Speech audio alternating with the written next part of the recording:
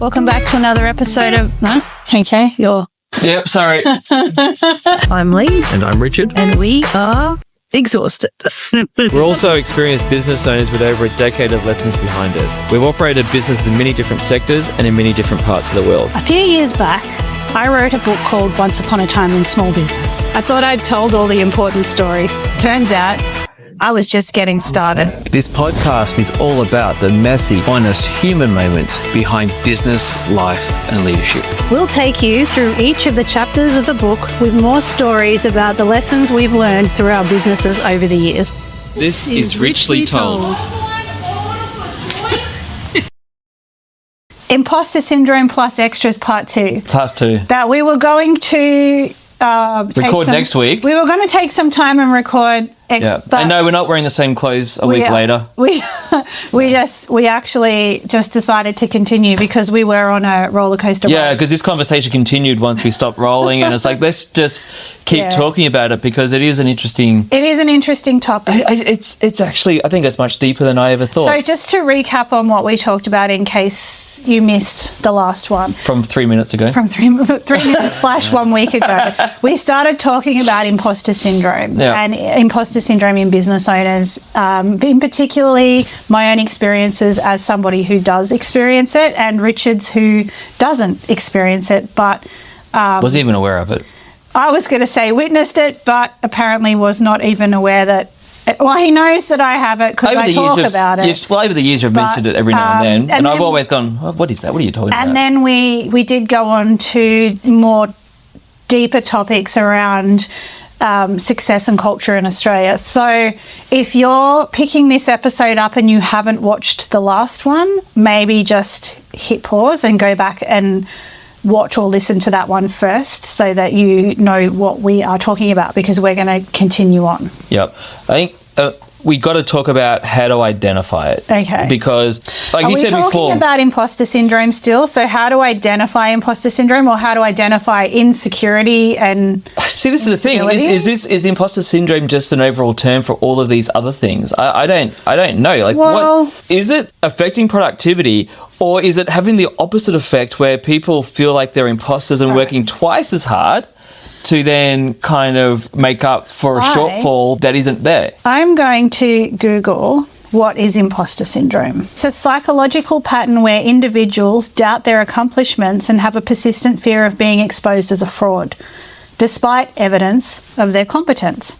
It is characterized by self-doubt, feeling like a fake, and attributing successes to external factors like luck rather than their own abilities. Okay, so as an employer, how can an employer identify that they might have a team member that is experiencing this, unfounded as it seems to be? Well, I actually think you've got to look at it from a bigger workplace culture perspective, in that you've got to have a workplace culture that supports communication. We suck at that in this country, though. Communication. We suck at that in general. You and I actually are very bad at communication. Not with each other. With each other, we're pretty good. But when it came to us having an office full of employees, we were really bad. And to be honest with you, I'm in a CEO position right now where I'm finding that my biggest challenge is communicating what I'm thinking, what I'm feeling, and what I want.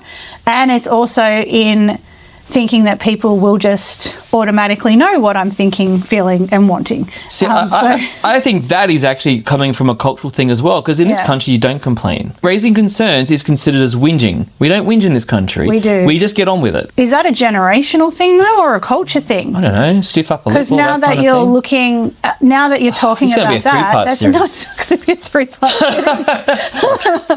The rest of Richly Told will now just be about imposter syndrome. This is driving me crazy. Like, where's it coming from? I don't know, but let's go back to what can we do. Well, hey, let's go back to how do you identify it? How do you recognize it in yourself and maybe within others? That's what I want. I recognized it in myself. A psychological pattern where individuals doubt their accomplishments and have a persistent fear of being exposed as a fraud despite evidence of their competence. The first thing that made me realize that I had imposter syndrome was when I got my MBA.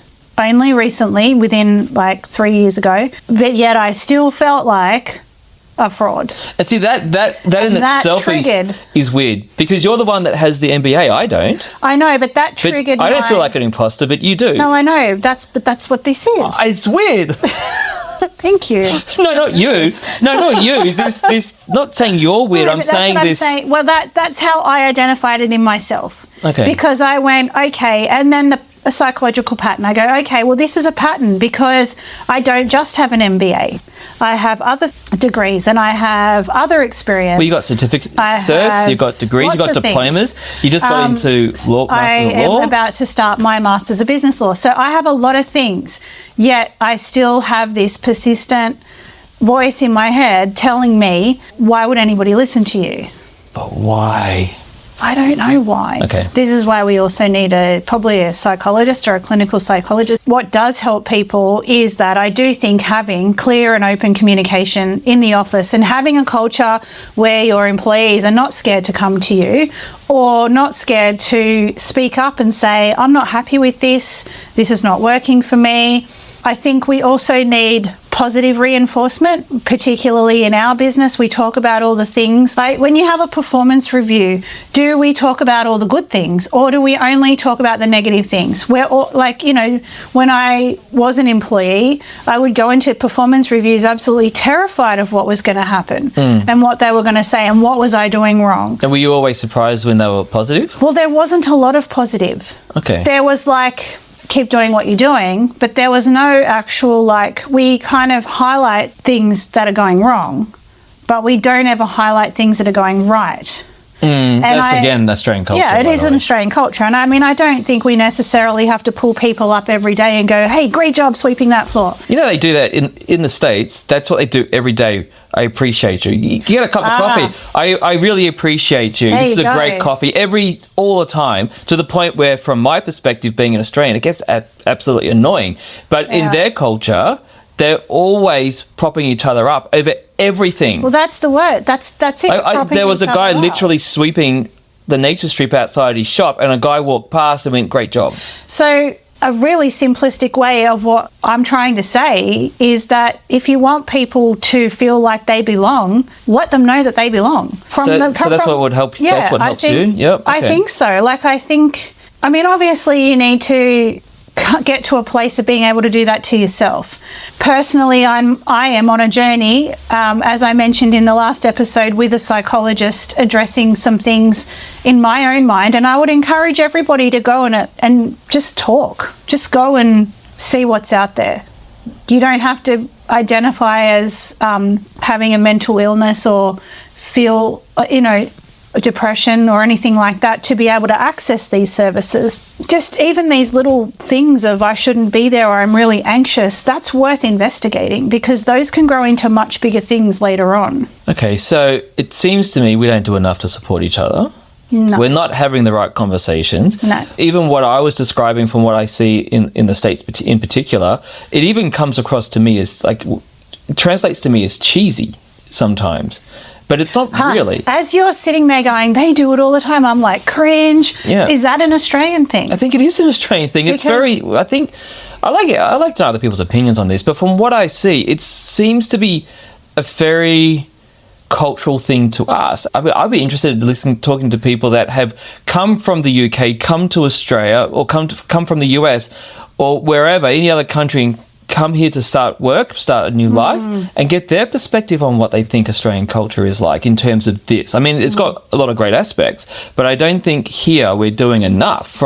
This is, as I said, this episode went completely sideways. I wasn't expecting any of this to come out, but I think we need to have deeper, more honest conversations with each other. Deeper, more honest conversations, and I think we need to create safe spaces to have those deeper and more honest conversations. I want to hear what you have to say. I'm actually wondering, sitting here now, how many people are going to watch this podcast and went, oh, screw that, that seems all lovey-dovey to me. People just need to suck it up. I wonder how many people are going to have that reaction watching this podcast, us saying this. If you do have that reaction, then maybe investigate why you're having that reaction. That's probably the exact thing that we're talking about right now. Who in your life could benefit from you being a little bit more open-minded about having these conversations and supportive. Think of the productivity increase. So what are some of the strategies that we employ or that I employ to make sure that I'm still moving forward and I'm still succeeding. One of them is that I say yes to everything. I've made it a pattern to say yes first and figure it out later. I don't give myself time to think about it. I don't give myself time to talk myself out of it. But what about after? Because that's how you approach that book. Everything's undoable. Yeah, but that's not what I'm saying. What do you mean, what about after? What about after you do these activities? Like, you wrote this book. That's how you approach the book. It's an ongoing thing, though. But you still have this weird reaction towards the book. I do. And I think that is now where do you think the book, seeking help... Well, do you think you could have written it better? Do you think, what is it? Of course I could. Okay. Of course I could have written it better. I'm 10 years down the track and I read this book and I think, wow, that's so junior. Like, my writing is so much better now. Of course it's so much better now. I've got 10 years more writing experience under my belt. So I think being realistic with yourself and having these conversations with yourself as well is another helpful thing. But being realistic with yourself is about looking at that and going, wow, I did a pretty good job 10 years ago considering I had no experience. Like looking through the glass. Yeah, it is. And that's, I guess, with me, I have these thoughts and feelings, but I don't let them stop me anymore. I still do it anyway. Like, yes. I am talking... But wouldn't it be better to not have... Yes, it would be, which is why I am going to a psychologist and I am talking through all these things with an expert. Yeah. I can't fix it myself. I've identified that it is something that I have that is not fixable by me just showing up every day. That's become my first main thing, because I show up. I continue to show up despite feeling like this. I do feel as though I could thrive. I am surviving. I'd like to be thriving. So I've sought help from a professional to figure out what I need to change and what I need to do in order to get to that thriving. That's why I would encourage anybody to go and have these conversations with a professional, anyone who's feeling like this. But for now, one of the strategies I use is to say yes. Another strategy I use is to just be honest. Okay. I don't think it's embarrassing to say that I saw a psychologist. I actually talked to our cleaner this morning and I told her, because we both actually know the psychologist. She said to me, I was thinking about talking to her too. And so it wasn't a big conversation. It wasn't a deep conversation. I didn't have to go into all the nitty gritty, but it was an honest conversation. And it may have helped somebody else by saying, hey, I'm doing this. Yeah, I'm actually sitting here listening to you say all these things, and I'm thinking, this is what we need more of. Just honest conversation. None of this, we shouldn't feel ashamed by any of this. That's why I've, what I'm going to read from at the end of this episode is another article that I wrote about not faking it. I hate the term fake it till you make it. I hate that too. I think fake it till you make it is one of the biggest disservices that you can do to yourself and your business. Well, it's the start of all of this, really, because you're already going to feel like a fraud, because you feel like you're faking it. Showing up and pretending that you're someone you're not is the absolute worst thing that you could possibly do for your own mental health and for your own business. Or even just turning up and actually being able to do it, but then telling yourself you're actually faking it. And I think you're looking at, like we referenced in the last podcast, we have a weekly meeting where we go and we talk. There's 42 people in a room, right?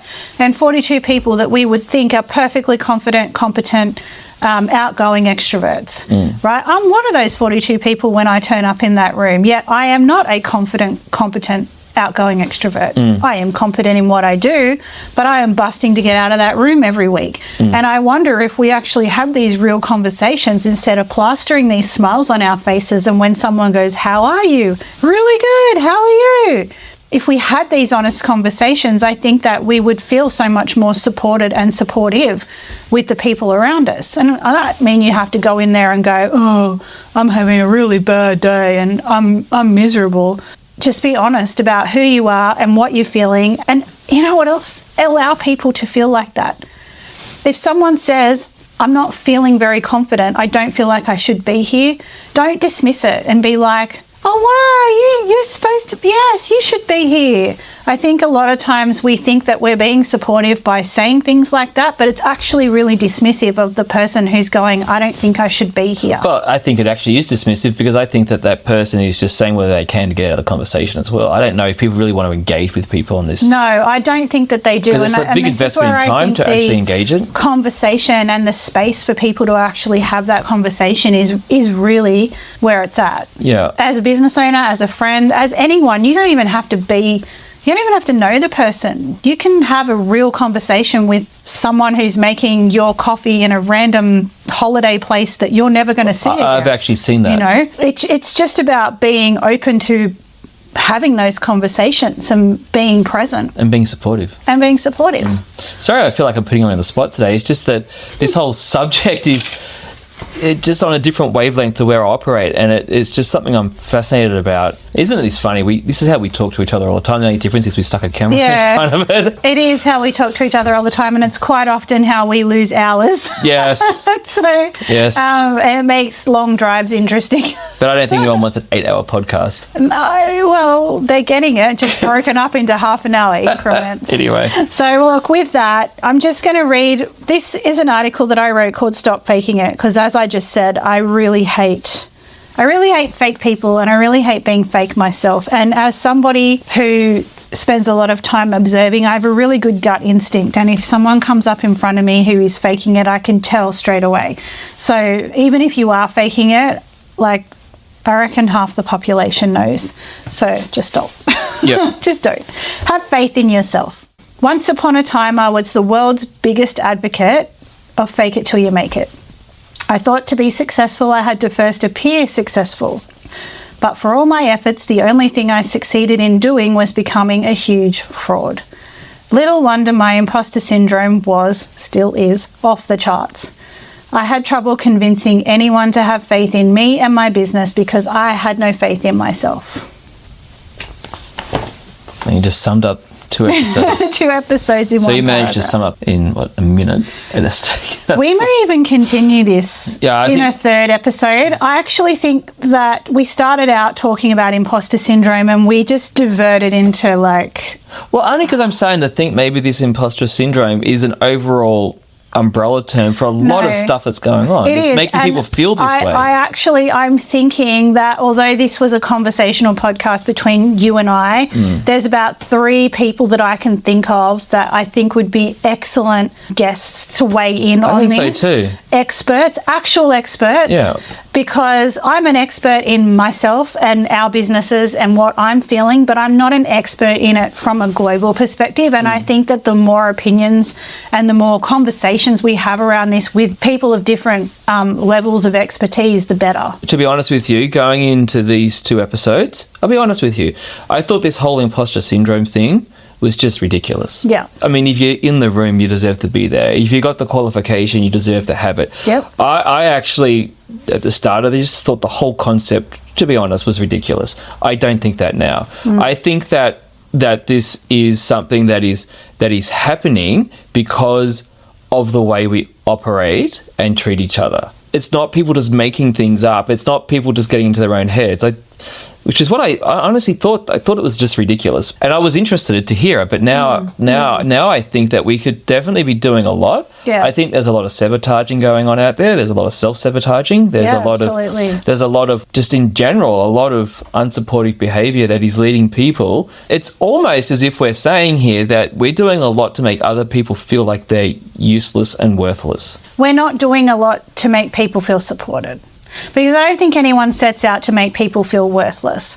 But I don't think that we're doing much to prop people up. Well, there are people that set people out, go out to make people feel worthless because that's a... Well, I don't think it's... It is. It's a measure of control. Okay. So that's how they're controlling people is with this... Anyways, carrying to another 3rd episode. Podcast. So we're going to wrap up. Yes. Interesting. Yeah, I think we are actually going to continue with this topic. It's really along the lines with what we've been talking about with regards to mental health, supporting everything, employees, leadership, supporting the whole lot. business leadership. Yeah.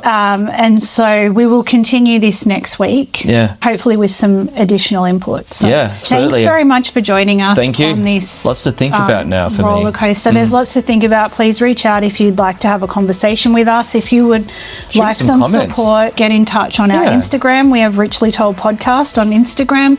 Come follow us. We reply to messages. So I really want to hear what other people are thinking about this topic now. Thanks for joining us. Thank you. This has been Richly Told.